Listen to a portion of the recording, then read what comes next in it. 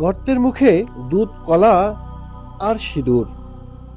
উলুধ্বনিতে মুখরিত চারপাশ। ডাক দিতেই গর্ত থেকে বেরিয়ে আসছে একটি সাপ। কিছুক্ষণ পর আবার নীরবে ঢুকে যাচ্ছে আশ্রয়ে। এই সাপকে ঘিরে গত 1 মাস ধরে ব্যতিক্রমী এক দৃশ্য দেখা যাচ্ছে এলাকায়। প্রতিদিন ভোর হলেই গর্তের সামনে ভিড় করছেন সনাতন ধর্মাবলম্বীরা। বিভিন্ন এলাকা থেকে দল বেঁধে আসছেন ভক্তরা, কারো হাতে দুধ, কারো হাতে কলা, কারো হাতে সিঁদুর। স্থানীয়দের বিশ্বাস এটি সাধারণ কোনো সাপ নয়। পাশে রয়েছে শত বছরের প্রাচীন কালী মন্দির, আর মন্দির সংলগ্ন স্থানে রয়েছে পদ্মা দেবীর অবস্থান।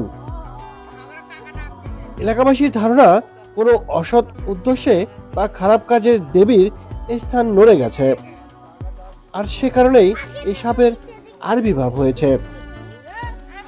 ভক্তদের বিশ্বাস, এই সাপের মধ্যেই প্রকাশ পেয়েছে পদ্মা দেবী। তাই দেবীকে তার নিজ স্থানে ফিরিয়ে আনতেই চলছে এই ভক্তি, এই পূজা, এই প্রার্থনা। ঘটনাটি বগুড়া জেলার শিবগঞ্জ উপজেলার ময়দানহাটা ইউনিয়নের বুজরুকসকরা হিন্দুপাড়া গ্রামের। গত 1 মাস হয়ে গেল, গত পূর্ণিমার থেকে ওটা আপনি দেখা যাচ্ছে।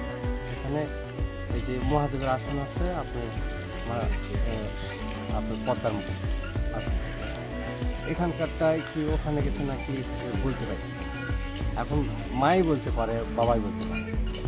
এখন মা আমাদের সবাই মা আছে, সেটা সবাই তারা বলতে পারে, আমি তো বলতে পারি।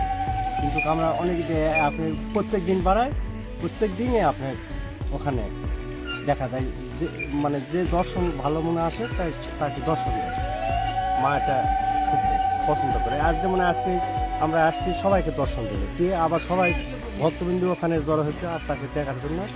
আবার সে দেখা দিবে, আবার সময় হলেই, তার সময় হলে সে আবার দেখা। আশেপাশে যে গ্রাম আছে, আপনি বিরাট থেকে, তারপরে হচ্ছে গোবিন্দগঞ্জ থেকে, তারপরে আপনি হচ্ছে খাসিতলা থেকে, আপনার দিকে ফুলপুকুরিয়া, পানিতলা, বিরাট, আপনার পানেশ্বর, এদিকে বিভিন্ন এলাকার লোক আসতেছে। এই দিকে গোবিন্দগঞ্জ ওই পার থেকেও আসতেছে, আবার ঘোড়াঘাট থেকে আসতেছে।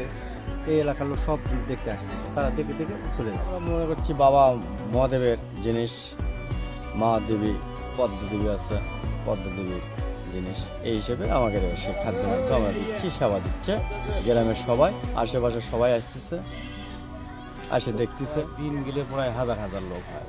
এই খালি সাপ দেখার জন্য মনে করতেছি তো পদ্মা মনে হয়, সম্ভবত পদ্মা যে শিব এলেই মনে করতেছে। 8টা, 8:30, 9টা এরই মধ্যে থেকে বাড়াই, প্রতিদিনই বাড়াই, আবার 5টার দিকে যায় আর বাড়াই না।